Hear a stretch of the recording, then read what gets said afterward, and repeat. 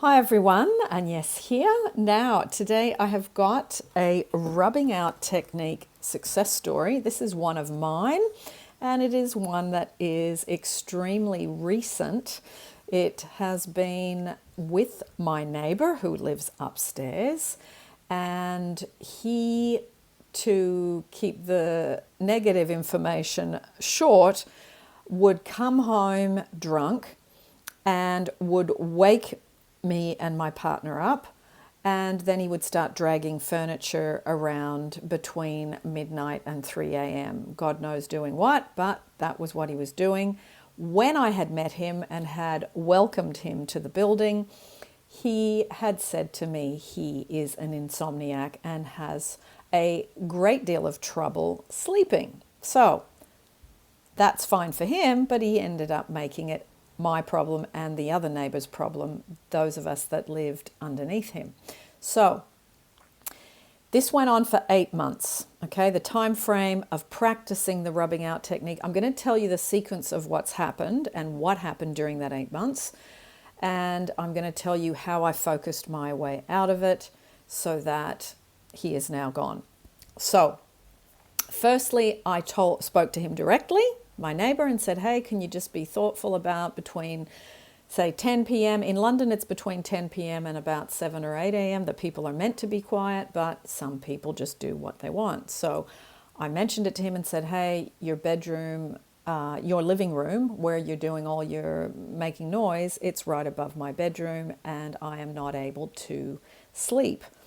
And you are also waking us up. So tried to speak to him first. He'd go, oh, yeah. One day I saw him in the street and I said, hey, neighbor of mine, see that window up there? That's where your living room is. And just that window below, that's my window. And he said, oh, okay. It's like he didn't even really realize what I'd said before. Total obliviousness and totally in his own space with what he was thinking, and was pretty self-centered about it. So I was getting more and more angry, and then I reported him to his real estate agent, and they asked me to record what he was doing. So obviously when I would wake up at 2 o'clock in the morning with all this noise, I was able to record him. And then I sent the recordings to the real estate, and it just seemed to take forever. Then they would listen to his side of the story. I was getting less and less sleep. I was getting more and more hostile. I was getting more and more angry. And I knew that none of that was going to help me get rid of him, because the energy of all that sticks someone to you for longer. So I thought, okay, I need to apply what I know works, which is the rubbing out technique and imagining him gone. So what I did was I ended up imagining his front door open, and I could see a cleaning lady in there cleaning, meaning that he had moved out. His stuff was gone. So I practiced that, seeing that open door, hearing the vacuum cleaner, and hearing the cleaning lady say to me, he's moved out, you've got new neighbors moving in. So I practiced that a lot, and still would be woken up 3 to 4 times a week by this inconsiderate human being, let's say, and having to balance doing a lot of ho'oponopono to get rid of it, the anger, the resentment, the self-indulgence of this person, the total disregard for the rest of us. And some nights I'd get a broomstick and I'd bash the ceiling because I was really annoyed. It's just so he knew, you're waking us up again. So it ended up that the other neighbor complained to the real estate, so they knew it wasn't just me, but again, having to do the inner work. So rubbed him out, kept imagining, rubbing him out, seeing him gone. He doesn't have to be around me, I don't have to be around him. And for those of you that don't know about the rubbing out technique, there's a whole playlist on this, and I used this for another coworker years ago. And there's that story in that playlist, and there's also rubbing out technique information in different YouTubes for you to check out if you want to know a bit more about it in different ways.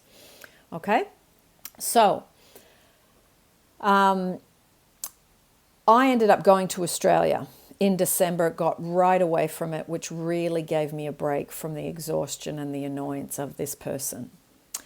It meant I didn't have to see him, and it meant that we didn't have to be in each other's space. The real estate emailed me sometime later while I'm in Australia and said, we have given him notice to say he has a choice. He can either terminate his tenancy and let us know after Christmas. They were giving him a couple of weeks to think about it, or they were going to take him to the tribunal and then he'd have to deal with that. Now, he had said to me on a few occasions via text, I can't handle confrontation, I've got anxiety, and I just can't handle confrontation. So I knew he was scared to see me because he was an anxious person. And I, at that point, was a hostile person. So I understand he didn't want to see me and he didn't want confrontation. I was never rude to him. I was just firm and clear. I never yelled at him. I never swore at him, never did any of those things, despite having quite a high level of hostility. I thought, you just don't do that. So I kept that under wraps. So the real estate emailed me and told me that. And then, I was in Australia, it was summer, I was swimming, I was feeling free, happy, working, etc., etc. And then February came and I thought, hang on, I haven't heard from the real estate. Let me just email them. So I emailed them and said, what's going on with my neighbor? Could you please give me an update? And they said, we've been trying to call you, but of course, since I was out of the country and I hadn't told them I was out of the country because that wasn't any of their business, they then said via email, he has decided he is moving out and he's moving out by the 26th of February.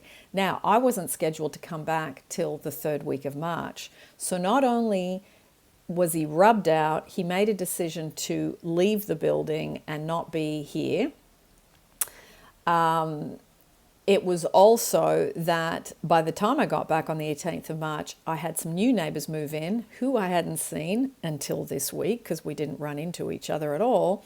And the young man was really nice. There's been no problem with noise. It's just regular noise where people actually sleep between 11 and 7 a.m. And it has been a real pleasure to meet this new neighbor, and he has his girlfriend there with him. I haven't met her yet, but I could tell from looking at this guy, because of his physique, he really looks after himself physically. And he was, he extended his hand and he shook my hand and he said, nice to meet you. And he met me and my partner because we were in the street, and he was taking the bins out, and that's how I knew it was him, because of the number on the bin. So everything has come full circle.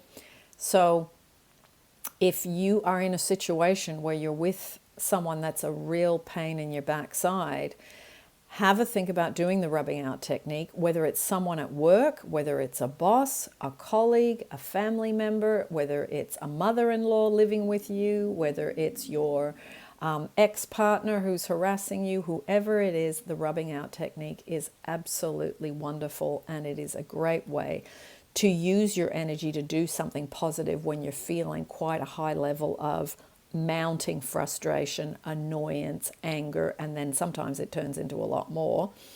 These sorts of situations, people end up in jail for things like that because they can't contain it and they blow a fuse. So, before things escalate, practice the rubbing out technique, practice being able to disconnect the energy between you and this other person. So, let me know what you think about the rubbing out technique. Let me know if you've got someone in your life that you are really struggling to be around and you want them gone for their sake as well as for yours.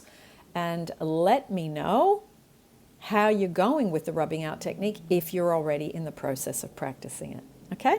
Lots of love, and I will see you again in the next YouTube.